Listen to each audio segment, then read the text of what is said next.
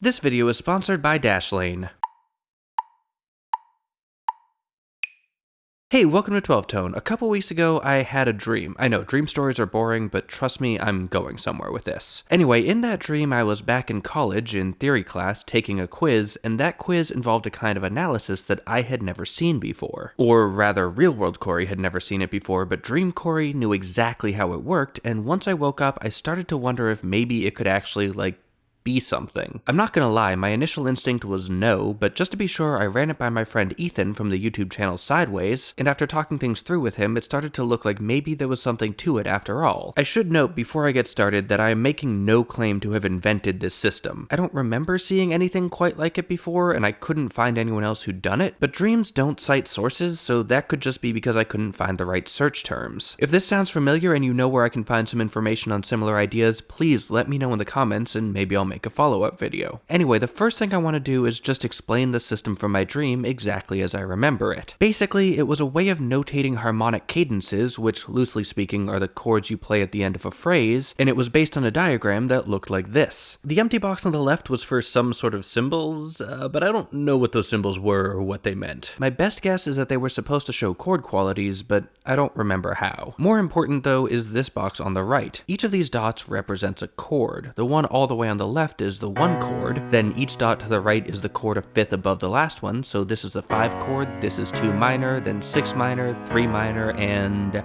okay, I don't really know what this last dot was for. Following the pattern, it's 7 diminished, but it's really weird to view that as setting up the 3 chord. It could also be 4 major, a pretty important chord that we seem to have forgotten, but that breaks the symmetry, and again, it's weird to see it this far out. I specifically remember there being 6 dots, but this one's a mystery, so I'm just gonna put a question mark here. As we'll see in a bit, it's not that important anyway. So the technique for this was to look through the chord progression, identify the point where we started following this descending fifths pattern, then fill in all the dots for the chords that we played along the way back to 1. So if we got a full 3, 6, 2, 5, 1, we'd fill in all 5 of our non-mystery dots, whereas 2, 5, 1 would just be the first 3. But importantly, chords could also get skipped, so we could have 6, 5, 1, which would be this, or even 3, 2, 1, which is this. Now, the experienced theorists among you may have noticed a problem with this system for notating cadences. There's a lot of cadences that it can't really notate. In fact, of the 4 most common cadences, it can only accurately represent 1. The authentic cadence, which ends with 5 going to 1. All the others either put chords in the wrong order or use chords we don't even have on our chart because as it stands, this system is incredibly limited. But we'll get back to that in a bit. First, I want to talk about the thing that initially excited me about the system. If we take our filled-in dot pattern, it's basically binary. Binary is the number system computers use where everything is either a 0 or a 1. More specifically, each digit represents a number twice as big as the last one, just like how in our normal decimal system, each digit is 10 times bigger. This means that if our cadence basically follows this pattern, we can plug it into our system and get a numerical value for it. So 251 would be 111000 or 56 in decimal, whereas going straight from 3 to 1 is 100010 or 34. I had hoped that this could mean we could do like cadence arithmetic, adding 2 binary representations together to get a resolution that was the sum of 2 other resolutions, but sadly the results of that are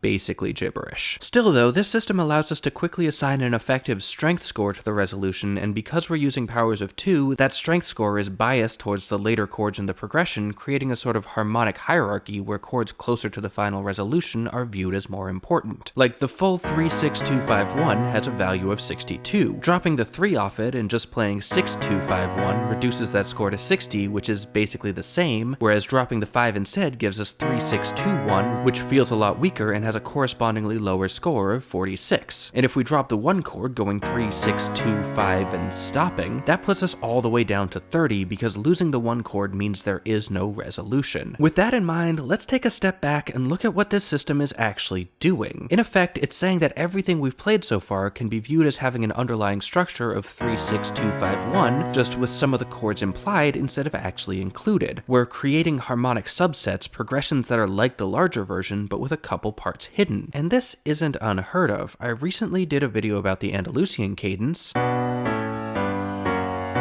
a really common variation of that is to just drop the flat 7 entirely. It's still the Andalusian cadence, at least kind of, it's just that we've hidden one of the chords. Note though that it's the furthest chord in the progression from our return to the 1, which according to the hierarchy means it's the least important, helping to explain why the result still feels pretty similar. If we drop the flat 6 instead, it'd sound less Andalusian, and dropping the 5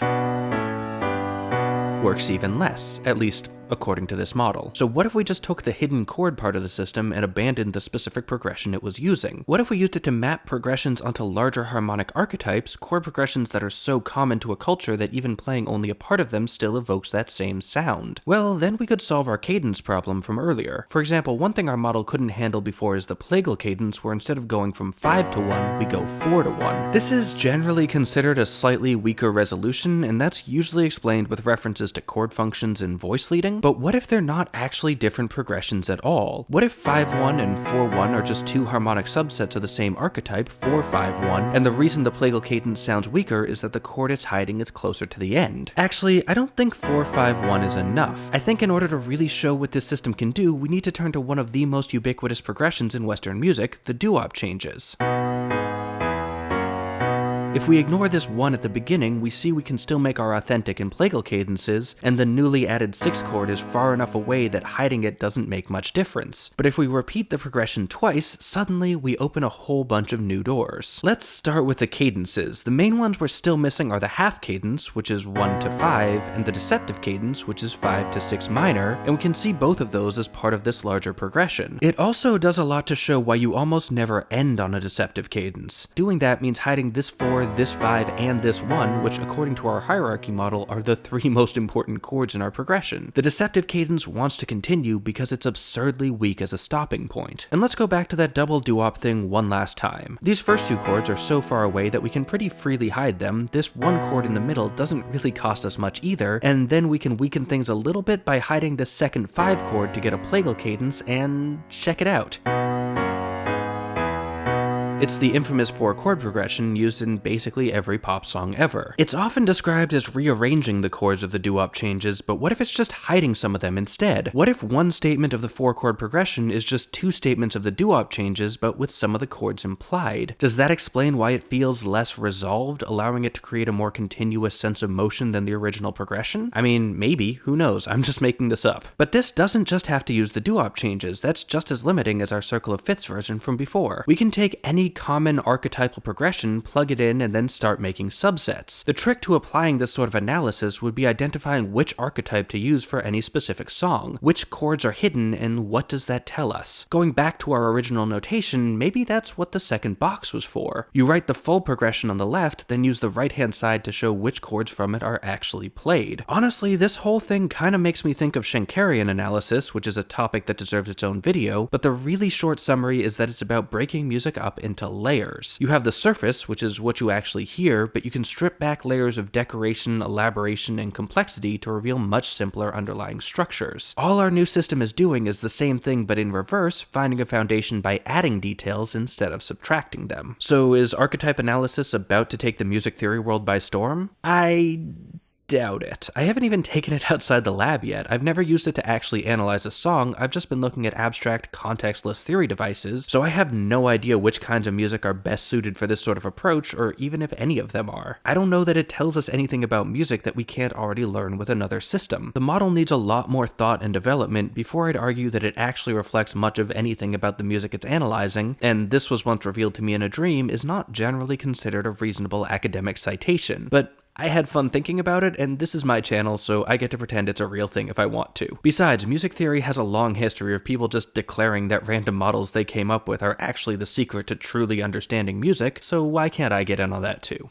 Anyway, the reason I had to make a video about this is that you can't read my dreams, but with a right password you could read my email, which brings me to this video's sponsor, Dashlane. Dashlane is a simple, secure tool that helps protect your online accounts by generating and storing really strong passwords, keeping you safe from hackers without having to remember all your different passwords yourself. They even monitor for data breaches so they can notify you quickly if your account info does get compromised. Plus, they provide a bunch of other services like secure browsing and encryption so no one but you can see what you're doing online. Dashlane puts you in charge charge of your online experience, and it works on every device, including Windows, Mac, iOS, and Android, so no matter what you use, Dashlane can keep you safe. Plus, if you want to give Dashlane a shot, they're offering 10% off an annual premium membership to the first 200 12-tone viewers to click the link in the description and use the promo code 12tone when checking out. And hey, thanks for watching, thanks to our Patreon patrons for making these videos possible, and extra special thanks to this video's feature patron, Owen Campbell-Moore. If you want to help out and get some sweet perks like sneak peeks of upcoming episodes, there's a link to our Patreon on screen now. You can also join our mailing list to find out about new episodes, like, share, comment, subscribe, and above all, keep on rockin'.